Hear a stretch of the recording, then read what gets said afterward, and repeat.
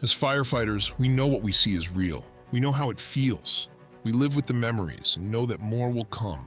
We are tuned into every aspect of the firefighting life.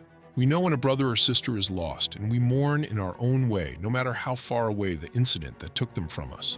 We don't have to know the name of the deceased or their story, because we are the people who make the ultimate sacrifice. Every one of us lives a small part of the rest, and we feel the loss more profoundly than people could imagine. The truth is, this is not the easy life that the general public wants to think it is. This is far more than shopping for lunch, parades, Dalmatians, and fire prevention week. This is life, loss, and tragedy. This is insomnia, injury, and depression. None of us gets through it unscathed.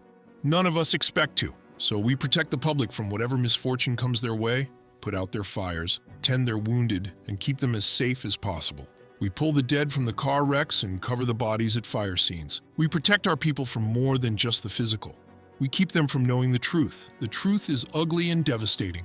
People will tell us that they can imagine how horrific it was for us, but they will never, in a million years, really imagine the depth of that horror.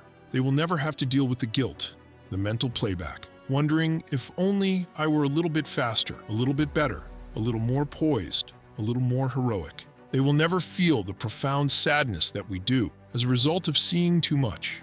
They will never breathe in the smell of death as it lingers on the recently deceased before the undertaker does his work. They will never wonder how they will even make it home and get on with things after what they've witnessed. They don't have to know about any of it. We let them imagine how bad it can be and allow them to think that they have imagined it right. They don't have to bear the burden of life at its most raw and powerful. We let them think that life is fair with an occasional aberration. We allow them the luxury of the illusion of safety and fairness as life barrels along. They do not need to know how often things veer out of control. They don't have to know what we know.